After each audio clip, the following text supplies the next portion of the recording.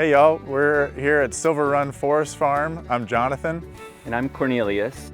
We're a riparian nursery and a folk school rooted in love and living soil here in the Shenandoah Valley in a very unseasonably warm March. But we grow thousands of different plants. We're really excited about the cross-pollinate food sovereignty with ecological restoration that give food and medicine for both people and land. Today here in the nursery, we're going to be looking at the elderberry and making some propagation cuttings. We're here beside our native elderberry, the native Sambucus canadensis. And as you can see, it's stretching out and sprawling just in 2 years of growth. So we're going to be looking at our access flow here and actually making some cuts to both give ourselves a little more room to spread and grow, but also to make these propagation cuts. This is just 2 years of growth from our elderberry. So it's a regular routine caregiving that we can offer them. Part of what's so amazing about elderberry and some of these other plants that we grow is by pruning them, we're also propagating at the same time. So just out of this kind of run of plants, there's several individuals, but they're all spreading through the roots too. And just by taking care of them, we're going to propagate hundreds more in this one small spot. There are multiple ways to kind of tell that this is elderberry. We've got the opposite buds here, and you can see the lenticels, these little dot stem cells on the stem, and all those, if they're underground or in water, can become roots. Elder can be confused with other plants during the growing season, so it's really helpful to start to learn the anatomy and habit of this plant so we're sure we know who we're working with. This is late winter, early March, and you can already see how much elderberry is waking up. Already the sap has risen, this plant is awake and ready to move, which is pretty typical for elderberry. Even though this is a strangely warm, very mild winter, elderberry's habit is to wake up sometime in February around here. So we're pretty used to this, but it feels a little strange to come in and start cutting a plant when the leaves are out, because you know that this plant is awake and wanting to grow. And by the end of the season, these sprouts here will be several feet in growth. Elder is so vigorous and resilient. So one way to work with this is to just snip back the growth. Once we take the cuttings, we'll talk more about this, but just to prevent the leaf from losing too much moisture and stressing out the cutting, which won't have any roots on it. We don't want to lose too much moisture and hold that. So we can just snip that back, and elder is not going to care. A little haircut will feel pretty good, and it'll just rebound. A lot of different reasons to prune plants and a lot of different ways to do it. Elderberry is a thicket-forming plant, grows early in the succession of an ecosystem. We're kind of after disturbance and is trying to repair the soil and the ground. So you can see elderberry reaching out here and starting to spread through the roots. So we're working with that and encouraging that. We're going to prune out any dead or diseased or damaged branches. That's so we're not spreading anything in here we don't want to. We're letting light and air move through. That's not as big of a concern with elderberry just because of how quick they're going to re-sprout when there is damage. But it is a really helpful way to reinvigorate growth. When elderberry, kind of after a few years, the energy starts to drop in the fruit production. So by pruning back, we're resetting young, straight, healthy growth. And in 1 year, one season of cutting this back, we're going to get several feet of growth and flowers and fruit in that same year. So I'm going to come through and cut, always cutting right above 2 nodes, and that's where the leaf, the sprouts come out. That's all we need on a cutting, and that's all we need at the base to re-sprout. On a cutting, we don't need nodes at the bottom. All this is going to be kind of like from there under, will be underwater or under soil. So everything down here is going to grow roots, and then that's where the upward vegetative growth is going to happen. Really simple with these cuttings, so I'll show you how I'm doing it. With the bucket of water, so we're prepared to rehydrate these plants. We're not letting them get dried out.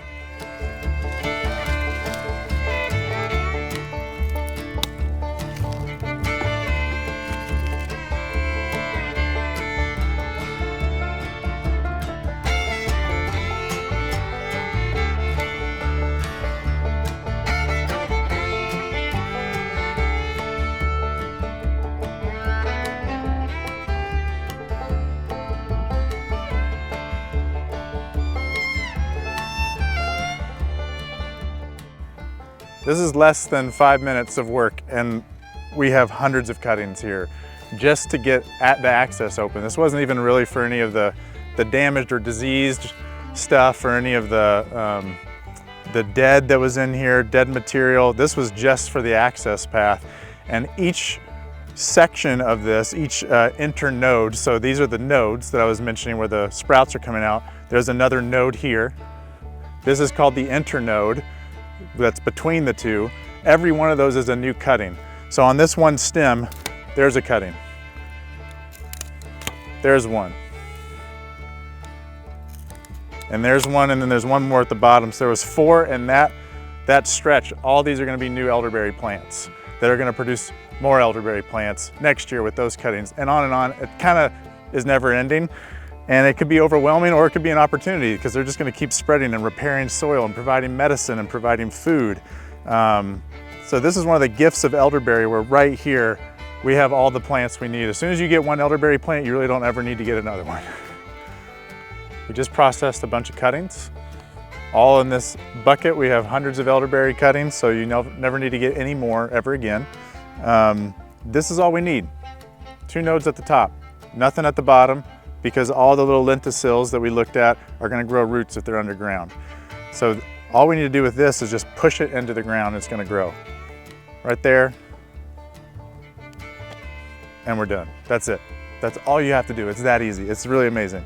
And you could do that in the field. It doesn't have to be in a bed. This is nice, really rich compost that we have partnered with microbes to make here in the nursery. So I'm sticking some in here because they're gonna have amazing root systems, and we can pop them out next fall for nursery sales, or just to transplant here if we needed to. So if you have a garden bed or a pot with soil, you could do the same thing, or a stream bank with really loamy, loose, kind of riparian soil, or if you've got a well mulched and kind of loosened soil in an orchard row or something like that, you could just stick the cutting. It's also called a live stake. You can just stick it right in the ground like that. But I could put so many right next to each other. So there's really close together.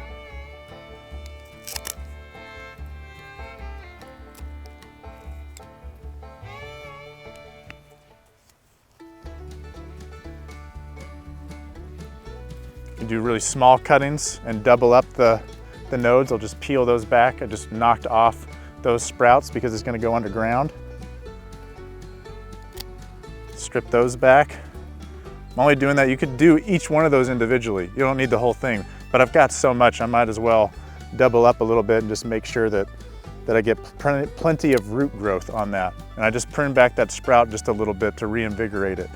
That's it. Very close together, even spacing. So we could do it in the field, we can do it in a nursery bed, we could also do it in water.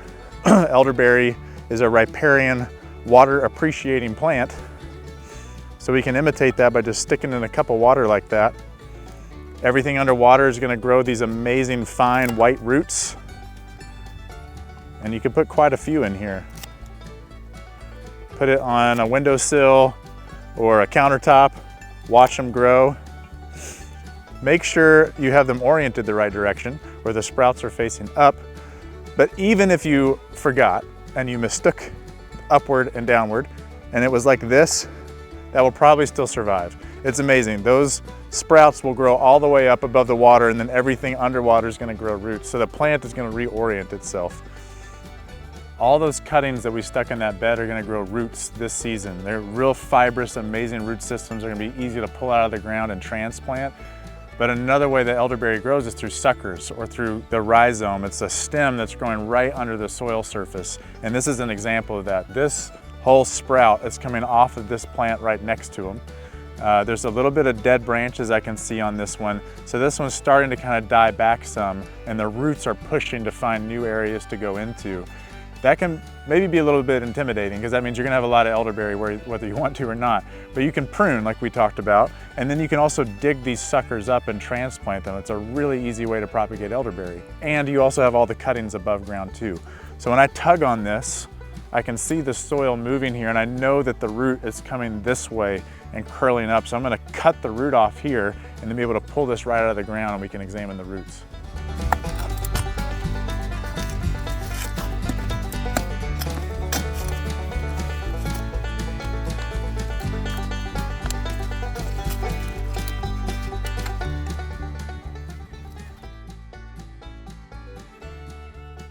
Elderberry is a thicket-forming plant, grows through the roots to these stems called rhizomes that grow right under the soil surface, also through the seeds, and we're doing it by cuttings. but they form really dense, kind of shrubby thicket habitat, sort of like a nest for creatures to hang out in. It's a safe place from other predators, from storms, from intense heat. So they're providing shelter and a haven and a really, really good habitat. And they're early succession in the sense that they'll grow after disturbance events, when the soil has kind of been damaged from wind events or erosion or whatever, all these different things that can happen in an ecosystem that are just part of the life cycle. Elderberry comes in to hold the soil, repair, and then provide this habitat for other creatures that then let other kinds of trees, other kinds of shrubs and life forms come up. So right here on this really small scale, under one elder, we can see cherries coming up. Maybe they got dropped from birds that were hanging out in the branches of the elderberry. Or there's an oak over here in the understory that would take over after elder has kind of died off and moved away through the roots, and this part of the upward growth died back. So right here on a really small scale, we can see the kind of woodland or forest habit of a life cycle that elderberry is a part of and supporting.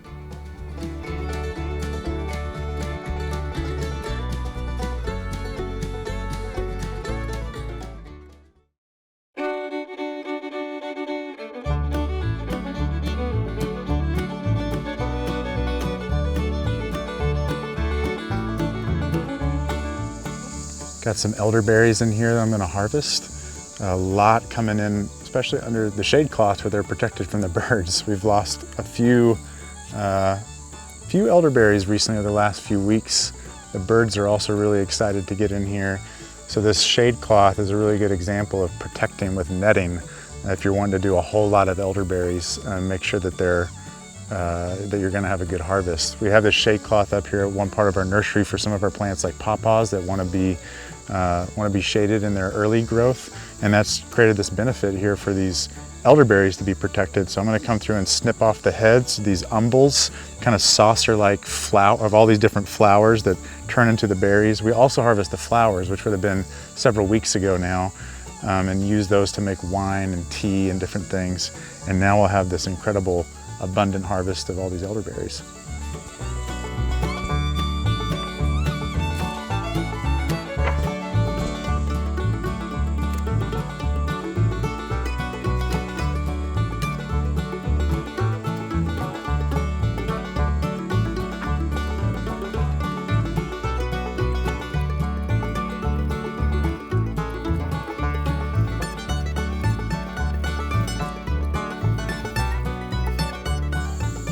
If you're going to propagate or process plants, it gets pretty important to learn how to identify them and tell them apart.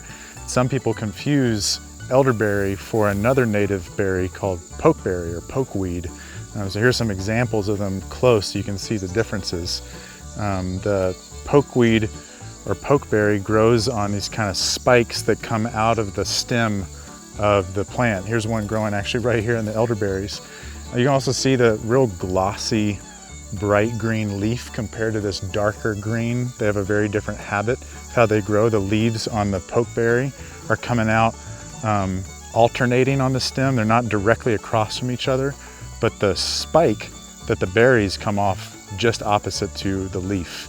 Elderberries have opposite leaves on all the stems, and their umbels, where the flowers are and where the berries are, come out of the growing tip. So they're growing in different locations. They have very different shapes. Here's the spike, here's the flat kind of saucer umbel look. They do have a very similar color, but overall everything else is really different about them. So learning how to distinguish those, the purple stem of pokeberry, the kind of greenish pale stem of the elderberry with all these lenticels, these dots on them, can be a really helpful, quick way to distinguish them to make sure you're not getting pokeberry when you think when you want to have elderberry. There's a lot of medicine in pokeberry. It's a very amazing native plant, but there's a whole lot of processing that goes into that I encourage you to check out if you're interested. Got a bucket of elderberries here and a few different tools that we use for processing to get the berries off the stem. The uncooked berries, the stem, all have a chemical in them that's cyanogenic, which means that if it's mixed with other things, it could produce cyanide. So some herbalists recommend, and some processors of elderberry recommend, cooking everything just to be on the safe side. All that is gone when you cook it. It's very safe and healthy to use. And It all can also just affect the flavor of the elderberry. So separating the berries off of the stem is pretty important for flavor and other health reasons. So one option, if you have little metal grates lying around, is to use a paintbrush method where we're just kind of swiping this back and forth. I've already swept this one a few times to release the berries off and drop them down. You can see them flying off to the side, so I typically put a tarp underneath this to catch the extra berries. It works okay. It's not the greatest method. It's something kind of quick if you just want to process a few for yourselves, for your home or some friends. Another option would be to use a cider press, where you could wrap the berries up in cheesecloth and then press it down and get all the juice out that way. But our favorite method, the one that we use the most, is a steamer that we put on the stove top. This is where we would put the berries inside, fill this all the way up with berries. In the next chamber, this is where, when they're steamed, all the juice drops out of these holes down into the middle. And then in the bottom is hot water that's boiling up through. The steam comes up through the middle of this middle chamber and steams the berry, breaks the cell walls of the berry open, and all that juice drops down. It's pretty quick and easy and efficient, and then you can siphon it out through this hose and immediately into jars that you're going to can it in or preserve it. So that's the one that we use the most often once we've gotten the berries off of the stem. And the main way we do that is by freezing them, which I'll show to you. We stuck some of the elderberries that we harvested a while back into the freezer. That's our favorite way, the easiest way we have to get the berries off of the stem, because they're solid when they're frozen, so they knock off of the stem much easier. You could use that paintbrush method that way once they're frozen, but I'm just going to take a few off and knock them into the steamer so you can see that process.